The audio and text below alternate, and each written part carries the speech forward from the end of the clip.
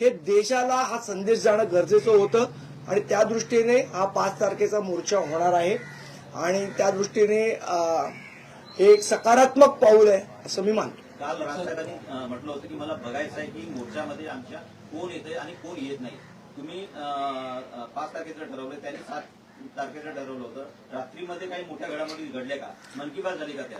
मी तुम्हाला सांगितलं ना, काल स्वतः यासाठी राजसाहेबांनी पुढाकार घेतला आणि स्वतः पुढाकार घेऊन त्यांनी संजय राऊत साहेबांना फोन केला आणि त्याच्यानंतर दोन्ही नेत्यांच्या झालेल्या चर्चेअंती 5 तारीख ही नक्की झाली. मला वाटतं काल मी स्वतः पत्रकार परिषद घेऊन 6 तारखेची 5 तारीख झाली हे आपल्या सगळ्यांना सांगितलं. त्याची कारण मीमांसा आज आपल्याला कळली असेल. आम्ही सगळ्या राजकीय पक्षांशी संपर्क साधणार आहोत. अगदी भारतीय जनता पक्षाचे पदाधिकारी यांना मराठी भाषेबद्दल प्रेम आहे, ते निश्चितपणे या मोर्चात सुद्धा सहभागी होतील असं आम्हाला वाटतं. शिंदे सेनेचे असतील, सगळे राजकीय पक्ष जे जे मराठी म्हणून मराठी भाषेवर प्रेम करणारे आहेत त्या सगळ्या संघटना, सगळे राजकीय पक्ष या मोर्चात सहभागी होतील.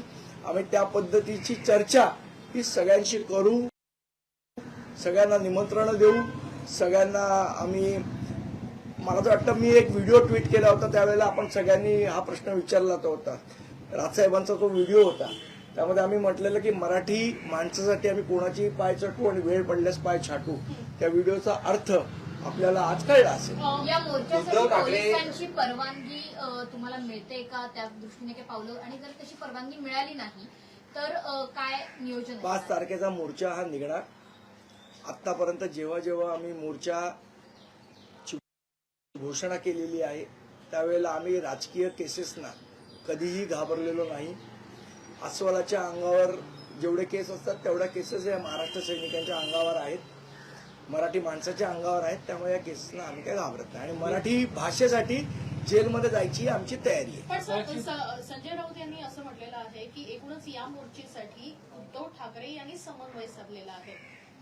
मला असं वाटतं झालं ना आता ते बोल. आता यांनी त्यांना फोन केला का त्यांनी यांना फोन केला? मला असं वाटतं यापेक्षा आपण मोर्चा कशा पद्धतीने चांगल्या पद्धतीने निघू शकतो यावर चर्चा करणं आवश्यक आहे. अजित पवार यांनी स्पष्ट केलेलं आहे की 1ली ते 5वी त्यांनी विरोध स्पष्टपणे दाखवलेला आहे. तुम्ही अजित पवार, शरद पवार यांच्याशी देखील संपर्क साधणार? आम्ही सगळ्या मराठी माणसांशी संपर्क साधणार. एकीकडे हा मोर्चा होणार आहे, सर्व मराठी माणसं एकत्र येताना आता सध्याचं चित्र आहे.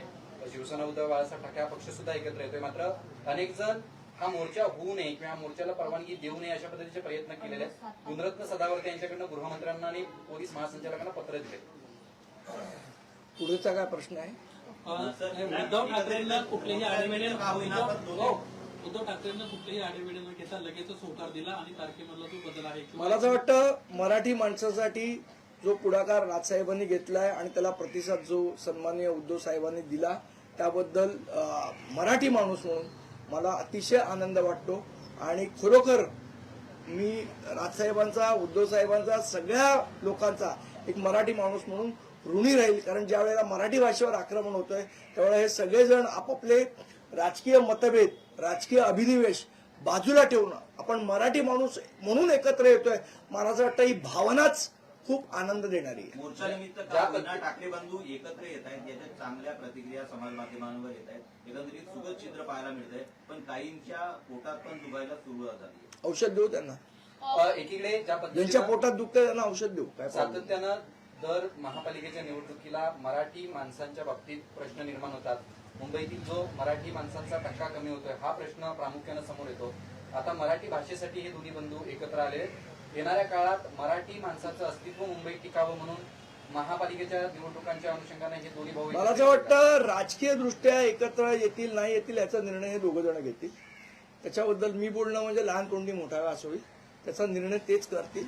पण आज मराठी माणसं म्हणून आपण सगळे एकत्र येतोय. मला वाटतं त्याचा आनंद साजरा आपण सगळ्यांनी करूया. आणि पत्रकार म्हणून पण माझं आपल्याला आव्हान आहे की नुसतं कव्हरेजसाठी नाही तर मराठी भाषेसाठी आपण सगळ्यांनी, आपल्या संपादकांनी सुद्धा या मोर्चात सहभागी होणं, मराठी चॅनलच्या संपादकांनी सुद्धा या मोर्चात सहभागी होणं गरजेचं आहे अशी माझी प्रामाणिक भावना आहे. जर सगळेजण राजकीय अभिनिवेश बाजूला ठेवत असतील तर पत्रकारांनी सुद्धा त्यांचा चॅनल आणि हे अभिनिवेश बाजूला ठेवून या मोर्चात सहभागी झालं पाहिजे. ठाकरे बंधूंचा एकत्र येण्याची ही नांदी म्हणायची का हा मोर्चा?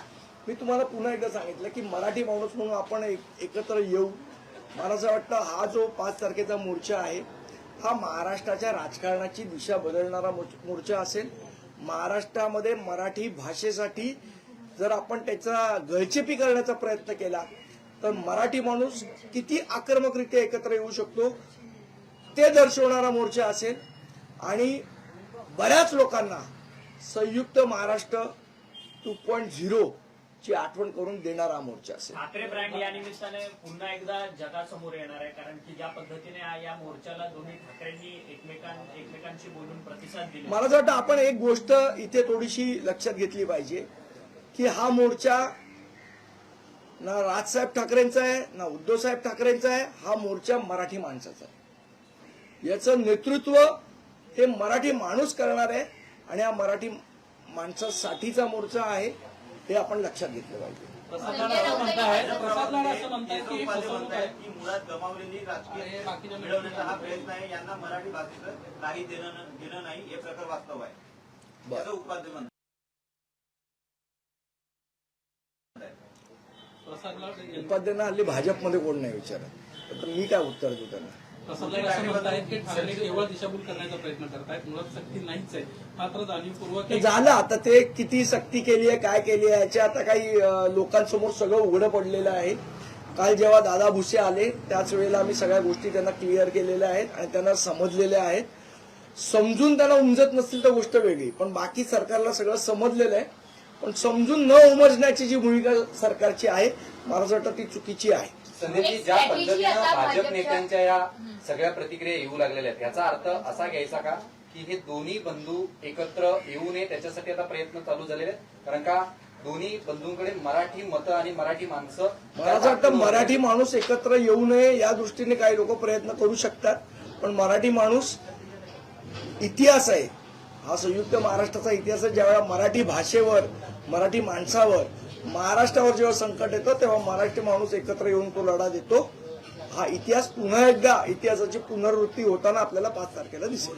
तुम्ही म्हणालात की राजकारणाला कलाटणी देणारा हा मोर्चा असेल. संजय राऊत सुद्धा असंच म्हणतात की हा ऐतिहासिक ठरेल आणि लोकांना समजेल की नेमकं राजकारणात काय सुरू आहे अशा पद्धतीचा हा मोर्चा असेल. त्याच्यामुळे केवळ मराठी हिंदीचाच प्रश्न नाही तर यातून राजकारणाला कलाटणी मिळेल म्हणजे तुम्हाला नेमकं काय सुचवायचं? राजकारणाला कलाटणी याचा अर्थ असा आहे की यापुढे मराठी माणसाच्या मराठी भाषेच्या वाटेला कोणीही जाणार नाही अशा पद्धतीचा मोर्चा असेल. तर शरद भाजपच्या पवारांना गोटामध्ये पत्रकार परिषद घेतली आणि शरद पवार असं म्हणाले की केवळ आव्हान केलंय म्हणून त्यात सहभागी व्हा असं होणार नाही, आम्ही ते सगळं समजून घेऊ.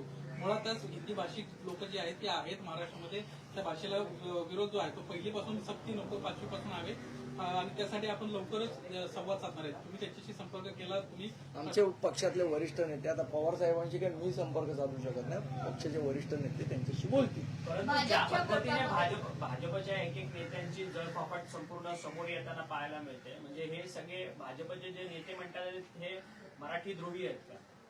कोण? भाजपचे जे नेते म्हणतात ते तुम्हाला स्वतःला हसायला येते म्हणताना. तर भाजपच्या गोटामध्ये अशी एक दोन्ही आहेत का ते? कोण? जी तुम्हाला नावं प्रश्न समोर विचारला. येतात, प्रसाद लाड असतील त्या केशव उपाध्याय असतील, जे मला वाटतं राजसाहेबांनी त्यांच्या पत्रकार परिषदेमध्ये सांगितलेलं की जे या मराठी भाषा जी आहे किंवा हिंदी सक्ती जी आहे त्या हिंदी सक्तीला आम्ही विरोध करतोय. जे हिंदी सक्तीचं समर्थन करतील ते महाराष्ट्र द्रोहीच. बरं, संदीपजी, भाजपच्या गोटामध्ये आता अशा हालचाली सुरू आहेत की जर या हिंदी मराठीला घेऊन जे राजकारण सुरू आहे त्याला जर उत्तर द्यायचं असेल तर भाजपकडून आता मराठी भाषेला अभिजात दर्जा हा मोदींनीच मिळवून दिला हे जनतेपर्यंत पोहोचवा अशा पद्धतीच्या सूचना देण्यात येत आहेत. त्या पद्धतीची एक स्ट्रॅटेजी त्यांच्याकडनं अवलंबली जाते. तुमच्याकडनं काही काउंटर स्ट्रॅटेजी केली जाणार आहे का आणि मुळात हा मुद्दा तुम्हाला पटतोय? मुळात असं आहे की मराठी माणूस काय एवढा दूधखोळा नाहीये. मराठी भाषेला अभिजात भाषेचा दर्जा मिळाला तो मराठी भाषेच्या समृद्धीमुळे मिळाला. मराठी भाषेचं असलेलं साहित्य, मराठी भाषेमध्ये अनेकांनी केलेलं काम याच्यामुळे दर्जा मिळाला. कोणाचेही मराठी भाषेला अभिजात भाषेचा दर्जा देऊन कोणाला जर वाटत असेल आपण मराठी भाषेवर उपकार केलाय तर माझं त्यांना आव्हान आहे की हिंमत असेल तर त्यांनी गुजराती भाषेला अभिजात भाषेचा दर्जा देऊन दाखवावा. जर तुम्हाला वाटतंय ना तुम्ही एवढे शक्तिशाली असाल, तुम्ही कोणालाही अभिजात भाषेचा दर्जा देऊ शकता, हिंमत असेल तर गुजराती भाषेला देऊन दाखवा. शेवट मुळात ती भाषा समृद्ध असावी लागते, त्याचं साहित्य समृद्ध असावा लागतो, त्या भाषेला इतिहास असावा लागतो. आणि अभिजात भाषा म्हणजे मूळ भाषा असा त्याचा अर्थ होतो. तो असल्याशिवाय कोणी दर्जा देऊ शकत नाही. मग ते मोदी असतील नाही तर ट्रम्प असतील. मात्र अभिजात भाषेच्या दर्जावरनं भाजपचा आविर्भाव असा असतो की आम्च्यामुळे झाले, आम्ही दिला. म्हणूनच मी म्हटलं ना, मग एवढीच हिंमत असेल तर गुजराती भाषेला देऊन दाखवा अभिजात भाषेचा दर्जा. काम वाटतं का तुम्हाला? कारण राज ठाकरे यांनी शिवाजी बाग मला असं वाटतं की मराठी भाषेला अभिजात भाषेचा दर्जा हा मराठी भाषेच्या समृद्धीमुळे, इतिहासामुळे आणि साहित्यामुळे मिळाला. सर, सोयीस्कर पद्धतीने भाजप गुजरातमध्ये मात्र तिसरी भाषा म्हणून संस्कृतला अडॉप्ट करून घेते आणि इथे मात्र हिंदी. हे संस्कृत पण नाहीये. मला असं वाटतं आपली माहिती चुकीची आहे. पुन्हा एकदा आपण तपासू. आशिष शेलार सातत्यानं पत्रकार परिषदा घेऊन असं सांगतायत की हा निर्णय जो आहे हिंदी विषयाच्या बाबतीत, हा आम्ही कायदेशीर कशा पद्धतीने घेऊ. त्यांनी असं सुरुवातीला सांगितलं की आम्ही एक 450 शिक्षक तज्ञांची समिती बनवली, त्या समितीनं ड्राफ्ट बनवला. तो ड्राफ्ट आम्ही 3800 लोकांना वेगवेगळ्या क्षेत्रातला दिला आणि त्यांनी सांगितलं की हिंदी विषय घेणं गरजेचं आहे. त्यामुळे कुठेतरी 3800 लोकांच्या निर्णयावरती हा निर्णय घेतला असं म्हणायचं का? महाराष्ट्राची 12 कोटी मराठी जनता या गोष्टीला विरोध करते. तिथे 3800 लोकांचा काय गुण बसलाय? आज 12 कोटी जनता जेव्हा सांगते की आम्हाला हिंदी भाषेची सक्ती मान्य नाही आणि कायद्यामध्ये बसवा नाही तर बसवू नका, हिंदी भाषा सक्तीला आमचा विरोध आहे. 5वी पर्यंत हिंदी भाषेची सक्ती केली नाही पाहिजे, या गोष्टीवर आम्ही ठाम आहोत. आणि जर तो कायदा मराठी माणसाच्या मुळावर येणार असेल तर हा कायदा आम्ही मानणार नाही. मराठीच्या मुद्द्यावरती ठाकरे बंधू मोर्चा निमित्त का होईना पण एकत्र येतात, ही नांदी बनायची का आगामी मला वाटतं तो उत्तर दिलं मी तुम्हाला. संदीप, धन्यवाद. हिंदीमध्ये एक बाईट. शेवट. आम्ही सर्व पक्षांशी, मराठी माणसांशी चर्चा करू असं संदीप देशपांडे म्हणतात. आमचा मोर्चा राजकारणाची दिशा बदलणारा मोर्चा असेल असंही त्यांनी यावेळी म्हटलं आहे. मान्य केलं की तुम्ही राष्ट्रीय शैक्षणिक धोरणात तिसऱ्या भाषेला अभ्यासक्रमात समाविष्ट करा असं म्हटलेलं नाही. मात्र ऑन रेकॉर्ड जेव्हा समर्थन केलं जातंय तेव्हा वारंवार राष्ट्रीय शैक्षणिक धोरणाचा दाखला का दिला जातोय? खोटं बोलतायत काही नेते. रेटून बोला पण काय खोटं बोला पण रेटून बोला. मला असं वाटतं ही रणनीती त्याच्यामध्ये अवलंबली जाते. त्यामुळे हे रेटून बोलतायत आणि खोटंही बोलतायत.